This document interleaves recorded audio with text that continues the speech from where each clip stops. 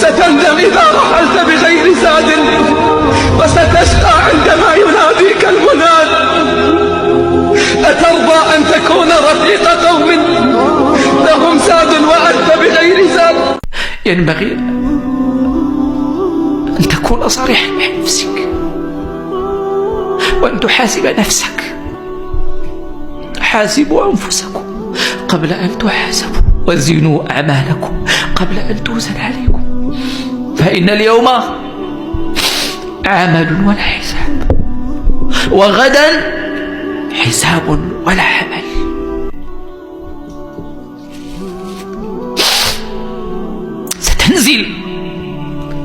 ستنزل إلى تلك الحفرة،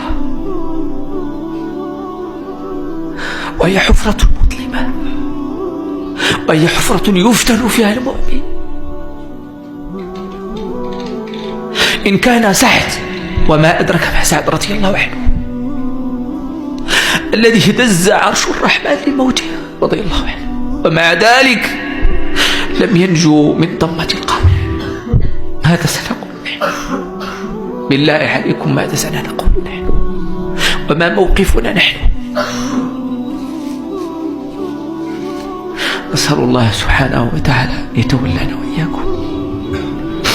نسأل الله سبحانه وتعالى أن يبصرنا بعيوب أنفسنا وأن يجعل يوما آخرا من أمسنا. ወንድሜ ያ የማይቀረው ቀጠሮ እውነት ነው። ያ ቀን የቂያማ ቀን የጭንቅ ቀን ነው። ሁሉም ነፍሴ ነፍሴ ራሴን እያለ የሚጮህበት ቀን። ነገ እኮ የውመል ቂያማ አላህ ፊት እንቆማለን። حتى أغلى ما تملك የያዝካቸው በጣም ውድ የተባሉ ነገሮች ይተውሃል። حتى أقرب ما تملك ላንተ ቅርብ የሆኑ ቤተሰቦችህ እንኳን ይተውሃል። አታውቅምን? أنهم إذا حملوا በተሸከሙን ጊዜ እነሱ ተሸክመውን በሄዱ ጊዜ وحملوك إلى ተሸክመው ወደ መቃብር ሆድ በሄዱ ጊዜ وحالوا علينا በእኛ ላይ አፈር በጫኑብን ጊዜ من الذي سيحملني ማን የሚሸከመን የዛን ጊዜ? ወላጅ ነው። من الذي سيحملني ማን የሚሸከመን የዛን ጊዜ?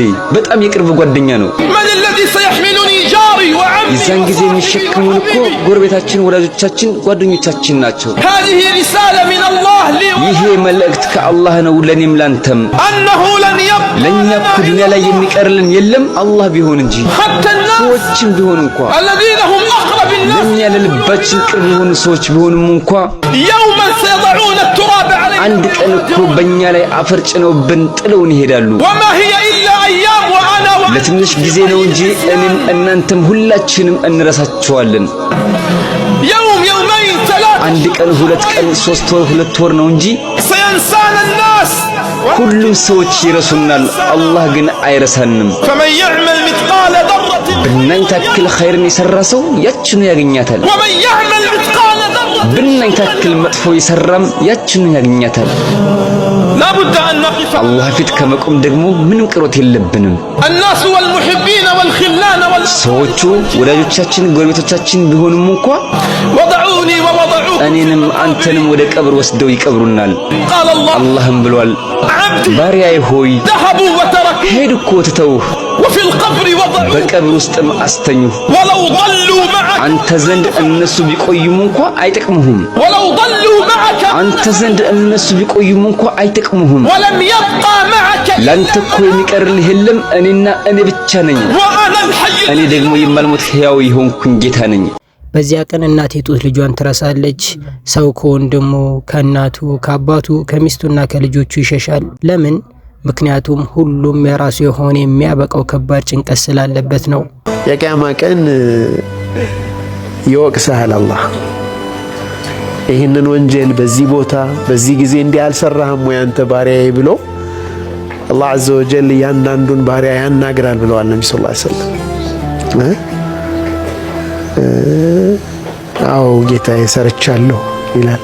ሐታ ኢዛ ظن أنه ሃሊክ በቃ አለቀልኝ ጠፋሁ አልድንም ብሎ እስከሚያስብ ድረስ ያ ባሪያ መጨረሻ ሰተርቱ ሃለከ ፊ ዱንያ ላይ ሰትሬልሃለሁ። አሰታር ወንጀልን የሚሰትር የሆነ ጌታ ነው። ወአና አግፊሩሃ ለከ ልየውም ዛሬም ደግሞ አልቀጣህም፣ በቃ ትቼልሃለሁ። ወንጀሉ ግን አለ ተጽፏል፣ ተወቅሶበታል። አልዓፉ ግን ወንጀሉ የለም። የምሑ ትልከል መዓሲ አላህ እኮ ወንጀል ማትሰራ ቢሆን ኑሮ አንተን መፍጠር ለምን ፈለገ? ወንጀል የማይሰሩማ መላእክቶች አሉት። ከወንጀል ተውባ የማያደርግ ሸይጣን አለ፣ ኢብሊስ አለ። በዚህ መካከል የሆነ መክሉቅ አላህ ፈለገ። ወንጀል ሰርቶ ወደሱ የሚመለስ የሚታገለው ነገር ያለው ያን አሸንፎ የሚወጣ ከዛ በዛ ሂደት ትግል ውስጥ ወዕቡድ ረበከ ሐታ የእትየከል የቂን እኮ ማለት የምትታገለው ነገር አለ። ሆነ ሐታ የእትየከል የቂን ነው ትግሉ፣ ዒባዳው፣ በቃ ወደሱ መቃረቡ እስከ ፍጻሜ ድረስ ነው። ከዛ ግን ከመላእክት ያልቃል ማለት ነው። ለቀድ ከረምና ያ መላቅ የሚመጣው ከወንጀል በመመለስ ልክ ነው ማለት ነው። ገፉር ነው። አንድ ፕሮግራማችን ላይ አይተናል። አላህ ሱብሓነሁ ወተዓላ ገፉር ነኝ ካለ የሚማር እኮ ይፈለጋል። ተዋብ ነኝ አለ አላህ ተውባ የሚያደርግና አላህ የሚምረው ይፈልጋል። ለዛም ነው የፈጠረን ነው። ገፈርቱ ለከ ወላ ኡባሊ አላህ ምንም አይመስለኝም እምርልሃለሁ አለ። አንተ ብቻ እስትግፋር አድርግ። ጌታዬ ደብቀኝ በል። እስትግፋር ማለት እኮ ደብቀኝ፣ በቃ ሰትረኝ፣ ወንጀሌን ደብቅልኝ፣ በምህረትህ እለፈኝ ማለት ነው። በዚያ ቀን ገንዘብህ አይጠቅምህም፣ ዘመድህ አይደርስልህም፣ ስልጣንህ አያድንህም። የሚጠቅምህ ነገር ቢኖር በዱንያ ያስከው ስንቅ ወይም መልካም ስራ ብቻ ነው። ትልቅ ሰው ለመሆን ትልቅ ሰው ነኝ በማለት አይደለሁም ስትለው ምን ተዋضع لله ሐጅ ነው።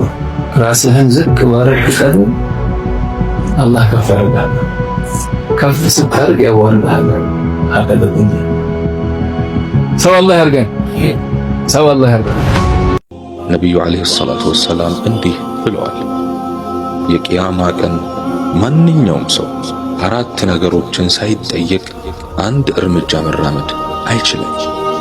አንደኛ አላህ የሰጠውን የዕድሜ ገደብ እንዴት እንደጨረሰው፣ ሁለተኛ የወጣትነት ጊዜው እንዴት እንዳሳለፈው፣ ሶስተኛ ገንዘቡን ከየት እንዳመጣውና ምን ላይ እንዳዋለው፣ አራተኛ አላህ በሰጠው ዕውቀት ምን እንደሰራበት ይጠየቃል። ስለዚህ ይህንን እውነታ አውቀንና ተረድተን አላህ ሱብሓነሁ ወተዓላ የሰጠንን ማንኛውንም ጸጋ አላህ ሱብሓነሁ ወተዓላ በሚፈቅደውና በሚወደው መንገድ ላይ ማዋል ይኖርብናል። ትክክለኛ የአላህ አማኝ ባሪያ፣ ታዛዥ፣ እውነተኛና አላህን ፈሪ የሚል ስም ይሰጠናል። ለሰራነው በጎ ሥራ ሁሉ ተደራራቢ ምንዳ ይከፍለናል። እንደዚሁ አላህ ለከሃዲያን ካዘጋጀው ማናቸውም ቅጣት ከቂያማ ቀን ጭንቀትና እንግልት ፍርሃት ሁሉ ነፃ እንሆናለን። ለዘላለም መውጣት የሌለበትን ጀነት እንገባለን። መከፋት የሌለበትን ሕይወት ደስተኛ ሆነ እንኖራለን። አላህ የጀነት ሰው ይበለን። ከአላህ ትዕዛዝ ውጭ ለበጎ ሥራ ተቃራኒ ሆነን ከተገኘን ደግሞ ከላይ የተገለጸው ጸጋ ሁሉ ወደ ቅጣት ይቀየርና ለከሃዲያን የተዘጋጀው የቅጣት የስቃይና የእንግልት ዝናብ ሁሉ ሳያባራ በኛ ላይ ይዘንባል። አላህ ይጠብቃል። በሌላም ሐዲሳቸው ነቢዩ ዓለይሂ ሰላቱ ወሰላም እንዲህ ብለዋል፣ 5 ነገሮችን ከ5 ነገሮች በፊት ተጠቀሙባቸው። አንደኛ ሕይወትህን ከመሞትህ በፊት፣ ሁለተኛ ጤናህን ከመታመምህ በፊት፣ ሶስተኛ ወጣትነትህን ከማርጀትህ በፊት፣ አራተኛ ሀብትህን ከመደህየትህ በፊት፣ አምስተኛ እረፍትህን ከስራህ በፊት ተጠቀሙባቸው ብለዋል። ስለዚህ ከላይ የተዘረዘሩ 5 ነገሮችን ነቢዩ ዓለይሂ ሰላቱ ወሰላም ሰርተዋቸው አርአያ ወይም ተምሳሌት ሳይሆኑ እኛን አላዘዙንም። ምክንያቱም ነቢዩ ዓለይሂ ሰላቱ ወሰላም የሚያስተምሩትን ነገር ከመናገራቸው በፊት ራሳቸው ይሰሩታል። በዚህም ምክንያት ያስተማሩት በሙሉ በቤተሰባቸውና ተከታዮቻቸው ዘንድ ያላንዳች ማቅማማትና ችግር ተቀባይነት ያገኝ ነበር። ስለዚህ በእውነት ነቢዩን አለይሂ ሰላቱ ወሰላም የምንወድና ወደ አላህ መቅረብን ለእርሱም ብቻ መተናነስን የፈለግን ከሆነ የነቢዩ አለይሂ ሰላቱ ወሰላም አካሄድና ፈለግ እግር በእግር እየተከተልን ተግባራዊ ማድረግና እስከ ሕይወት ፍጻሜያችን ድረስ ያሉት የሕይወት እርከኖችን በጥሩ ሁኔታ ማለትም ጀነትን በጉጉት እየፈለግን ጀሃነምን እየፈራን በእነዚህ በሁለቱ መካከል ሆነን ሱናን አጥብቀን ይዘን ከተጓዝን ኢንሻአላህ አመርቂ ውጤት እናመጣለን። ታዲያ ራስህን ለማዳን ምን እየሰራህ ነው? ብለህ ሰው ማለት ዛሬ ላይ ሆኖ ለነገ ቤቱ የሚሰራ ስሜቱን ተቆጣጥሮ ለሞትና ከሞት በኋላ ላለው ህይወት የተዘጋጀ ነው። ነገ ተውብታለው ስትስተካከል ሰግዳለሁ የሚለውን ቀጠሮ ተው። ሞት ቀጠሮ አይሰጥህም። አላህ እኮ ወላጅ ለልጁ ከሚያዝነው በላይ እኮ አዛኝ ነው። ከሸይጣንና ከነፍስያ ጠላት አምልጦ አላህ ዘንድ ሄዶ ያለቀሰን ሰው እሱ በር ላይ የተደፋን ሰው እንዴት አሳልፎ ይሰጠዋል? አላህ እኮ ያግዘዋል፣ ያንን ባሪያ ያስጠጋዋል፣ ከለላ ይሆነዋል፣ ይመክትለታል። በዚህ አይነት እይታ ነው ማየት ያለብን። ወንጀል በመስራት ውስጥ የሚኖር ስብራት ጥገናው በጣም ጠንካራ ነው የሚሆነው። ያባንነዋል፣ ሰውየው ይመልሰዋል ወደ አላህ፣ ተመልሶ እዛ ወጥመድ ውስጥ እንዳይወድቅ ያደርገዋል። ዘመናዊ የሆኑ ቴክኖሎጂ ያመጣቸው ነገሮች ለኸይርም ለሸርም ያገለግላሉ። እጅ ላይ ኪስ ላይ በሚውለው ስልክ ጠቃሚ ትምህርቶችን ማግኘት፣ ማዳመጥ፣ ማንበብ፣ ያልገባንን መጠየቅ ይቻላል።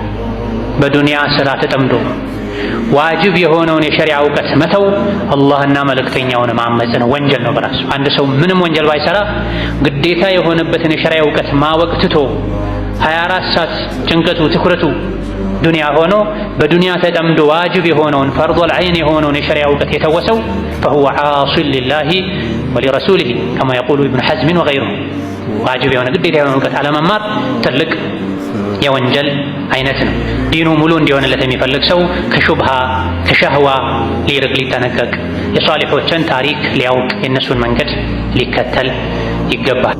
እዚህ ቻናላችን ላይ የምንለቃቸው ቪዲዮዎች ከተመቻችሁ የቴሌግራም ኮሚኒቲ አለን። እዛ ኮሚኒቲ ላይ የተለያዩ ቻሌንጆችን እዚህ ላይ የማይለቀቁ ቪዲዮዎችን እንለቅበታለን። ሊንኩን ኮሜንት ላይ አስቀምጥላችኋለሁ። ገብታችሁ ፎሎ አድርጉ።